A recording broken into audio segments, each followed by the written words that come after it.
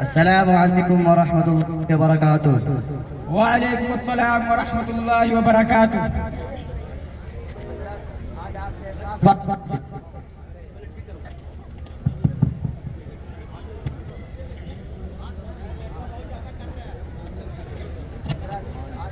خاص بات کرنی تھی۔ ہلو،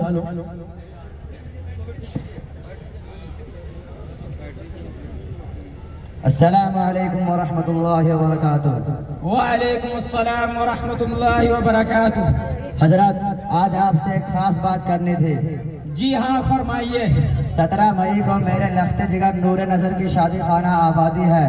آپ سے عاجزانہ درخواست ہے کہ آپ اس مبارک موقع پر ضرور تشریف لائیں۔ اہل خانہ کی بھی دلی خواہش ہے، نکاح آپ ہی پڑھا دیں گے تو مہربانی ہوگی۔ پردھان جی، اگر آپ کی یہ شادی شریعت اور اسلام کے قوانین کو مد نظر رکھتے ہوئے ہو رہی ہے تو مجھے شرکت کرنے میں کوئی حرج نہیں، ورنہ میں معذرت خواہ ہوں۔ مولانا صاحب، میں تو یہ شادی اسی طرز پر کر رہا ہوں جو فی الحال لوگوں میں رائج ہے، اور اس مسٹر پردھان کو تو نیتا گیر سے فرصت ہی نہیں، تو مجھے کیا معلوم کہ اس سلسلے میں شریعت کا کیا اصول ہے۔ اچھا، آپ کو تو یہ معلوم ہوگا ہی کہ آج کل شادی میں لڑکے والے کی طرف سے کیا کیا مطالبات ہوتے ہیں۔ جی ہاں، مجھے خوب اچھی طرح معلوم ہے، اور میں نے وہی مطالبہ کیا جو دنیا مطالبہ کرتی ہے، اور اگر مطالبات نہ ہو تو رشتہ دار پڑوسی سب مل کر چٹکیاں لیتے ہیں اور مذاق اڑاتے ہیں، جس سے عزت کو بہر صورت خطرہ رہتا ہے۔ اور کیجئے تو علماء حضرت فتویٰ لگاتے ہیں، اب ہم کشمکش میں ہو کر لے ہی لیتے ہیں، نہ رہے گا بانس نہ بجے گی بانسری۔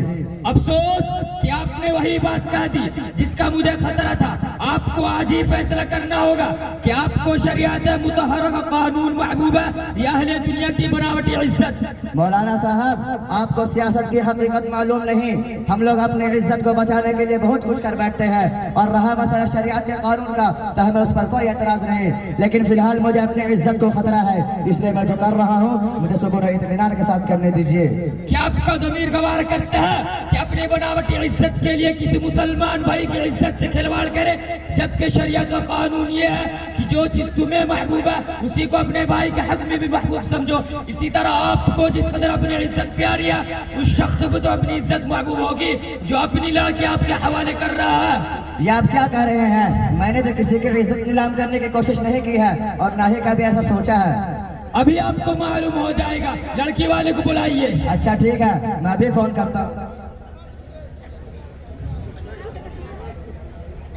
ہیلو ہیلو، ہاں میں پردھان جی بول رہا ہوں، آپ تھوڑی دیر کے لیے مدرسہ کے پاس تشریف لائیں، آپ سے کچھ ضروری باتیں کرنی تھی۔ اچھا، ابھی آتے ہیں۔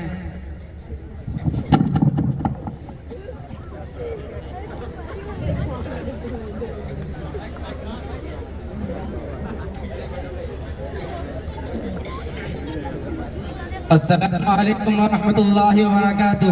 وعلیکم السلام ورحمۃ اللہ وبرکاتہ۔ آپ کا پیشہ کیا ہے، یعنی آپ کاروبار کیا کرتے ہیں؟ جی حضرت، میں کاشتکار ہوں، گنے کی کھیت اور اسی اپنا گزارا کرتا ہوں۔ تو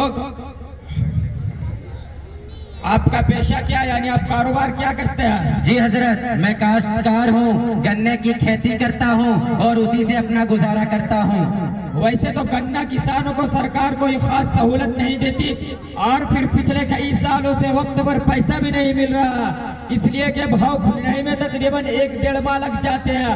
ایسی صورت میں آپ اتنی دھوم دھام سے شادی کر رہے ہیں، اتنے اخراجات اور پیسے کہاں سے آئے؟ حضرت جی، بات ایسی ہے کہ کسانوں میں الٹ پھیر چلتا رہتا ہے، اس سے قرضہ لے کر اس کو دے دیا اور اس سے لے کر اس کو دے دیا، یہی ہمارا دھندا ہے۔ تو کیا آپ قرض والے کو وقت پر قرض لوٹا دیتے ہیں؟ جی نہیں، وہ ہمارے گھر سینکڑوں دفعہ چکر لگاتے ہیں، کیونکہ جس شخص کے بھروسہ پر ہم قرض لیتے ہیں بسا اوقات خود اس کا وعدہ فیل ہو جاتا ہے۔ یہی وجہ ہے کہ کبھی کبھی اپنی عزت کو بھی داؤ پر لگانا پڑتا ہے، یعنی گالی گلوچ تک کی نوبت آ جاتی ہے۔ تو آپ نے اس شادی میں بھی اسی طرح کیا ہوگا؟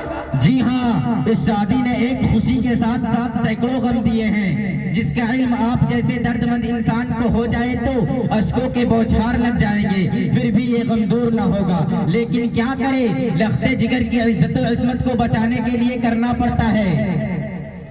लड़के वाले की तरफ से क्या मुतालबा है और आप क्या देना चाहते हैं? मुतालबा भी अजीबो गरीब है। जो भी नया मॉडल मार्केट में आया है उसी का मुतालबा किया है। मसलन फिलिप्स की colour TV, fridge, washing machine और 2 चक्के वाली नए मॉडल की गाड़ी LML फ्रीडम और 6 अदद गोदरेज की अलमारी और 6 अदद चांदी के बर्तन और चंदन की लकड़ी से बनी हुई 1 दर्जन कुर्सियां और जो भी फर्नीचर का सामान लोग देते हैं प्रधान जी ने उसी का मुतालबा किया है। इसमें खर्च कितना पड़ गया होगा? तकरीबन 6 लाख रुपए हो गए होंगे। आपकी सालाना आमदनी कितनी है? जी हजरत 2 लाख रुपए है। फिर तो आपने इस साल ज्यादा कर्ज लिया होगा। जी हाँ, ले तो लिया है लेकिन इज्जत का खुदा ही मालिक है। ना जाने कर्ज वाले हमारी क्या दुर्गति बनाएंगे, उसका पता तो शादी हो जाने के बाद ही चलेगा। अगर ये मुतालबा आपसे नहीं होता तो आप जहेज में क्या देते हैं? जो जरूरत की चीजें हैं उन्हीं को दे देता और अपनी इज्जत बचा लेता, जो इस धूमधाम की बनावटी इज्जत से मेरे लिए बहुत बेहतर होती। सुनिए प्रधान जी, किस तरह एक मुसलमान भाई की इज्जत नीलाम हो रही है। मैंने तो वही किया जो दुनिया कर रही है और फिर लड़की वाले ने इनकार किया। अगर ये इनकार करते तो आप मान जाते? सोचता, गौर व फिक्र करता, फिर कुछ न कुछ जवाब दे ही देता। बस रहने दीजिए, मैं समझ गया कि आप कितने दीनदार और दर्दमंद इंसान हैं।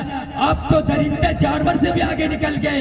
एक इंसान को खुदा ने दूसरे इंसान के गमखारी के लिए पैदा किया ताकि इंसान दूसरे इंसान के दर्द को समझ सके। अगर किसी का बोझ हल्का ना कर सकता तो कम अज कम उस पर बेजा बोझ तो ना डाले, जिसकी वजह से उसकी अमन और सुकून की जिंदगी जहन्नम बन जाए। उसी का नक्शा एक दर्दमंद शायर ने यूं खींचा, दर्द दिल के वास्ते पैदा किया इंसान को, दर्द दिल के वास्ते पैदा किया इंसान को, वरना ताअत के लिए कुछ कम न थे करूं मियां। देखिए मौलाना साहब, आप निकाह पढ़ाए या ना पढ़ाए हमें उससे कोई फर्क नहीं पड़ता, लेकिन मैं अपना नुकसान नहीं कर सकता। मेरा लड़का ग्रेजुएट है, हमने उसकी पढ़ाई पर पानी की तरह पैसा बहाया है, आखिर उसकी वसूली भी तो जरूरी है। आप निकाह किसी आलिम से पढ़वा लीजिए, मुझे आप जैसे दुनियादार इंसान की शादी में शरीक होकर जहन्नम तैयार नहीं करना। प्रधान जी, आपने मौलाना को नाराज करके बहुत ही गलत किया है। मौलाना की कमी नहीं गालिब, बेढूंढे बेशुमार मिलते हैं, परेशान होने की कोई जरूरत नहीं। हमारे मौलाना कादरी साहब है, मैं उनको फोन कर देता हूँ, वही निकाह पढ़ा देंगे। हेलो हेलो, अस्सलाम वालेकुम व रहमतुल्लाहि व बरकातुहू। वालेकुम अस्सलाम व रहमतुल्लाहि व बरकातुहू। हजरत, आपको मेरे लख्त जिगर की शादी में निकाह पढ़ा रहा है, आप जरूर तशरीफ लाएं। जी हाँ प्रधान जी, मैं जरूर आऊंगा आपके हुक्म से आंखों पर। प्रधान जी, आपके इस शेर के बाद मुझे भी एक शेर याद आ गया, अगर आपकी इजाजत हो तो उस शेर को ठोक दूं। जरूर, क्यों नहीं। और जगह तो सिर्फ शादी होती है और यहाँ एक अनोखे अंदाज की शादी हो जाएगी, यानी शादी और बैतबाजी। शेर पेशे खिदमत है, अर्ज क्या है, अर्ज क्या है, अर्ज क्या है। इससे आगे भी कुछ बोलोगे या अर्ज में खुद गर्ज बन जाओगे? हाँ, याद आया, आप शायद नाराज हो जाएंगे। खैर कुछ भी हो, मैं बोलूंगा ही।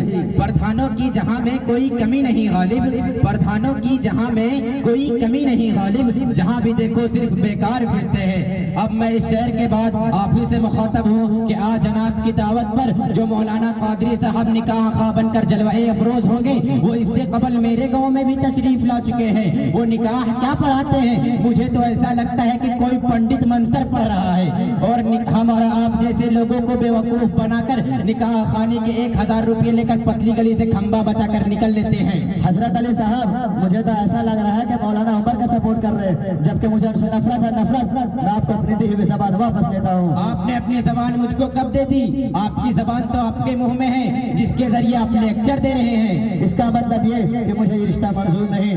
प्रधान जी, मैंने तो ये सब बातें मजाक में कही हैं, अगर आप इस तरह कहेंगे तो मेरे घर में मातम हो जाएगा।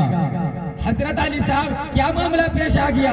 मैंने जुनून में आकर ना जाने प्रधान जी को क्या क्या कह दिया और उन्होंने नाराजगी जाहिर करते हुए ये रिश्ता नामंजूर कर दिया है। आपने जो भी बात कही है बिल्कुल ठीक कही है। रही रिश्ते की बात तो उसका हल इस चीज के पास है, अगर आप तैयार हो जाए तो आप ये क्या हल निकाला है आपने इसका? وہ حل یہ ہے کہ میرا بھی ایک لڑکا ہے، میں اس کی شادی کی ہی بات کرنے جا رہا تھا کہ راستہ میں وہ پردھان جی بدقسمتی سے ٹکرا گئے۔ اب میں چاہتا ہوں کہ یہ معلوم اب معمول میں بدل جائے، یعنی یہ رشتہ ہو جائے تو بہتر ہوگا۔ آپ کا لڑکا کیا کرتا پھر؟ ایسا کیجئے، آپ میرے ساتھ میرے گھر چلیے، میں آپ کی بات اسی سے کروا دوں گا، پھر جو کچھ پوچھنا ہو اسی سے معلوم کر لیجئے گا۔ بیٹے امجد علی ادھر آنا ذرا، تم سے کو ملنے آیا ہے۔ السلام علیکم ورحمۃ اللہ وبرکاتہ۔ وعلیکم السلام ورحمۃ اللہ وبرکاتہ۔ آپ کو کوئی ضروری کام ہے یا کچھ معلوم کرنا ہے؟ آپ کیا کرتے ہیں، یعنی آپ کا مشغلہ کیا ہے؟ میں ایک دینی مدرسہ میں خادم ہوں۔ ماشاء اللہ، تنخواہ کتنی ہے؟ تقریباً 4000 ہے۔ اس میں آپ کا خرچ نکل جاتا ہے؟ جی ہاں، خوب اچھی طرح سے۔ لیکن سکون نہیں ملتا ہوگا، ہر وقت کوئی نہ کوئی پریشانی رہتی ہوگی۔ آپ کو کیا لگتا ہے میرے والد صاحب عالم ہیں تو انہوں نے مجھے کرایہ پر لگا کر میری پرورش کروائی ہے، یا آخر اسی مدرسہ کی تنخواہ میں نے پرورش پائی ہے؟ اور رہی بات گزارا کرنے کی، تو جینے کے لیے کیا چاہیے؟ روٹی، کپڑا اور مکان، اور یہ سب الحمدللہ میرے پاس ہے۔ اور جہاں تک سکون کی بات ہے تو حضرت علی صاحب کان کھول کے سن لیجئے، تو جو سکون بے فضل خدا مجھے حاصل ہے وہ ملک کے پردھان منتری کو بھی نصیب نہیں، کیونکہ سکون پیسے میں نہیں بلکہ صبر و شکر میں ہے۔ ویسے آپ باتیں اچھی کر لیتے ہیں، اچھا یہ رشتہ ہو رہا ہے، اس میں آپ کی طرف سے کچھ مطالبہ تو نہیں؟ مجھے تو یہی معلوم نہیں کہ میرا رشتہ ہو رہا ہے۔ تو آپ اپنے والد محترم سے معلوم کر لیجئے۔ ہاں میرے رفت جگر، میں نے تمہارا یہ رشتہ منظور کر لیا ہے۔ جب والد محترم نے منظور کر لیا ہے تو مجھے کوئی اعتراض نہیں، کیونکہ انہوں نے میرے لیے ہمیشہ اچھا ہی چاہا، اور پھر وہ تو ایک عالم ہے، ان کی بات ہی کچھ اور ہے۔ اب بتائیے مولانا امجد صاحب، آپ کے مطالبات کیا کیا ہیں؟ استغفر اللہ، میری طرف سے ہرگز مطالبہ نہیں ہے۔ اگر میں ایسا کرتا ہوں تو دیندار نہیں بلکہ شریعت کی نظر میں دین کا غدار بن جاؤں گا، اور میں ایسا کرنا نہیں چاہتا۔ مجھے آپ سے مل کر بہت خوشی ہوئی، اور مجھے بھی یہ رشتہ بسط افتخار منظور ہے۔ اب تاریخ پکی کر کے رشتہ داروں کو خبر کر دیں گے، اور ہاں پردھان جی اور مولانا قادر صاحب کو بلانا بہت ضروری ہے۔ لیکن وہ لوگ تو کسی بھی حال میں نہیں آئیں گے۔ آپ فکر نہ کریں، مولانا قادر صاحب میرے دوست ہیں اور پردھان جی ان کے مرید ہیں، جب پیر آئے گا تو مرید کیا گھنٹہ بجائے گا، اس لیے پردھان جی آنے پر مجبور ہے، اور پردھان جی کو یہ بتانا کہ شریعت قانون میں کتنی طاقت ہے اور ایک دیندار آدمی کیسے ہوتے ہیں، اور قادری صاحب کو یہ سبق سکھانا کہ ایک عالم کا رسم و رواج والی شادی میں شریک ہونا کتنا خطرناک ہے۔ آپ اس کے لیے کیا حکمت عملی اختیار کریں گے؟ حضرت علی صاحب، نکاح سے قبل ایک پرمغز خطاب ہوگا، خطیب حضرت مولانا احسن صاحب امام جامع مسجد ہوں گے، اور حضرت اصلاح معاشرہ کمیٹی کے صدر بھی ہے۔ اس میں شادی کے موجودہ خرافات پر روشنی ڈالی جائے گی۔ بہت بہتر ہوگا۔ اب میں مناسب سمجھتا ہوں کہ قبل از نکاح مولانا احسن صاحب موجودہ شادی میں خرافات مروجہ پر روشنی ڈال کر امت مسلمہ کو ہلاکت سے بچائے۔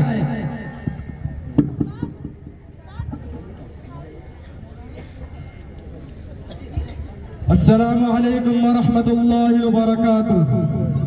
وعلیکم السلام ورحمۃ اللہ وبرکاتہ۔ الحمد للہ وحدہ والصلاة والسلام علی من لا نبی بعدہ، اما بعد فاعوذ باللہ من الشیطان الرجیم، بسم اللہ الرحمن الرحیم۔ یا ایہا الذین آمنوا ادخلوا فی السلم کافہ ولا تتبعوا خطوات الشیطان انہ لکم عدو مبین۔ صدق اللہ العظیم۔ حضرات علماء کرام و معزز حاضرین، آج قوم مسلم اپنی بداعمالیوں کے سبب ہر مقام پر پریشان حال ہے، لیکن پھر بھی اس کے قلب و جگر میں احساس پیدا نہیں ہوتا کہ اپنا کھویا ہوا وقار حاصل کر سکے۔ یوں تو اس قوم میں جو بھی قانون ازر شریعت ہے اس کے پابند بہت ہی کم لوگ ملتے ہیں، لیکن جو چیز ازر شریعت خرافات میں داخل ہے، نفس امارہ اس کے طرف توجہ دلا کر اس قوم کو جہنم اور بربادی کے عمیق غار میں لے جا رہا ہے۔ انہی خرافات اور شیطانی چال میں سے موجودہ مسلمانوں کی شادی اور صورتحال کو قرار دیا جائے تو بے جانا ہوگا۔ افسوس ہے کہ شریعت نے قوم مسلم کے بوجھ کو ہلکا کرنے کی ہمیشہ کوشش کی ہے، لیکن نفس پرست مسلمانوں نے بالکل اس کا برعکس اور الٹا کیا ہے، اور شادی جو بھی چند سادہ سامان کے ساتھ ہو جایا کرتی تھی آج ایک پہاڑ معلوم ہونے لگی ہے۔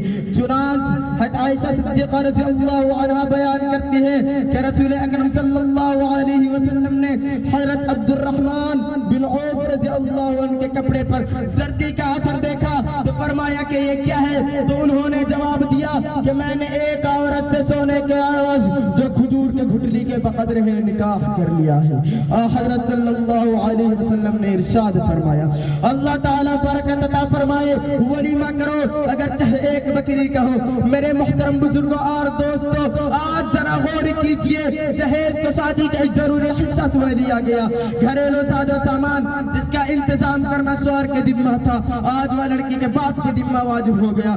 گویا باپ اپنی لڑکی اور جگر کے ٹکڑے کو داماد کے حوالے کرے اور اس کے ساتھ لاکھوں کا سامان بھی اس کے حوالے کرے، جبکہ ہمارے نبی آخر الزمان صلی اللہ علیہ وسلم نے جو کچھ بھی اپنے لخت جگر کی شادی میں دیا ہے در حقیقت وہ جہیز نہیں بلکہ ایک ضروری ساز و سامان ہے۔ چنانچہ حضرت علی رضی اللہ عنہ بیان کرتے ہیں کہ رسول اکرم صلی اللہ علیہ وسلم نے اپنی صاحبزادی حضرت فاطمہ کو جہیز میں ایک روئی دار چادر اور ایک مشکیزہ اور ایک تکیہ دیا جس میں گھاس بھری ہوئی تھی۔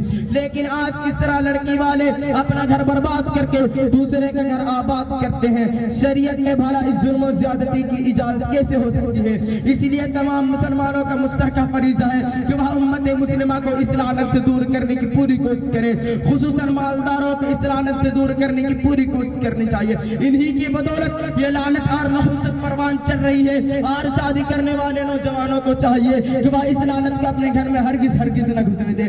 اگر نوجوانوں نے اس وقت فکر نہ کیا تو یاد رکھے کہ جب ان کے بچیوں کا شادی کا وقت آئے گا اس وقت جتنا جہیز لیا ہے اس سے کئی گنا زیادہ دینا پڑے گا۔ اس وقت خون کے آنسو روئیں گے اور کوئی آنسو پوچھنے والا نہ ہوگا۔ بس میں اس شعر کے ساتھ رخصت ہوتا ہوں۔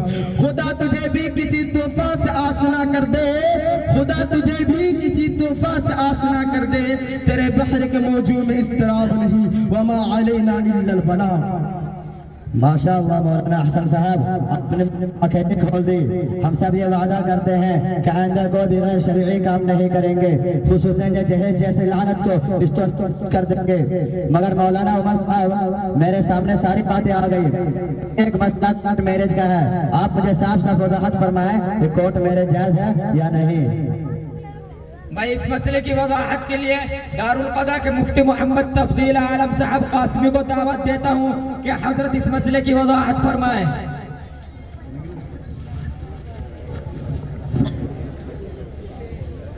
السلام علیکم ورحمۃ اللہ وبرکاتہ۔ وعلیکم السلام ورحمۃ اللہ وبرکاتہ۔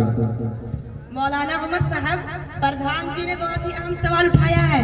چونکہ مسلم معاشرے کے اندر کورٹ میرج عام ہوتا جا رہا ہے، مجھے اس سلسلہ میں وضاحت کرنے کی کوئی ضرورت نہیں ہے، چونکہ میرے پاس دارالعلوم دیوبند کا فتویٰ موجود ہے جو میں نے 2004 میں لیا ہے، اور سوال اس میں وہی ہے جو پردھان جی نے کیا ہے، اس لیے میں جواب پر اکتفا کرتا ہوں۔ بسم اللہ الرحمن الرحیم۔ کورٹ میرج یہ ہے کہ حکومت ہند میں مرد و عورت دونوں مل کر کسی افسر کے سامنے معاہدہ کرتے ہیں کہ ہم دونوں میاں بیوی بن کر زندگی گزاریں گے۔ افسر اس کی تصدیق کرتا ہے۔ یہاں کسی مسلمان کا گواہ ہونا شرط نہیں ہے، نہ افسر کا مسلمان ہونا شرط ہے، اس لیے یہ قانونی شادی اسلامی نقطۂ نظر سے جائز نہیں ہے۔ مسلمانوں کے لیے اس سے نکاح کا انعقاد نہیں ہوتا ہے کہ اس میں دو مسلمان گواہ نہیں ہوتے ہیں، اور نہ باضابطہ ایجاب و قبول ہوتا ہے۔ وَلَا يَنْعُقِدَ نِكَاحُ الْمُسْلِمَيْنِ إِلَّا بِحُضُورِ شَاهِدَيْنِ حُرَّيْنِ عَاقِلَيْنِ بَالِغَيْنِ وَالْمُسْلِمَيْنِ رَجُلَيْنِ أَوْ رَجُلًا وَالْمَرْأَتَيْنِ۔ ہم تمام شادی بیاہ کرنے کرانے والے یہ عہد کرتے ہیں کہ اپنے معاشرے میں شریعت اور سنت کے مطابق شادی بیاہ کرتے ہیں، اور پورا مجمع بھی شریعت اور سنت کے پابند ہونے کا عہد اور وعدہ کرتا ہے۔ اچھا میں چلتا ہوں، السلام علیکم ورحمۃ اللہ وبرکاتہ۔ وعلیکم السلام ورحمۃ اللہ وبرکاتہ۔ جزاک اللہ خیر فاحسن خیر الجزا۔ حضرات، اب بلا کسی تمہید کے شہنشاہ ترنم مداح رسول جناب قاری اشفاق بہرائچی صاحب کو اس شعر کے ساتھ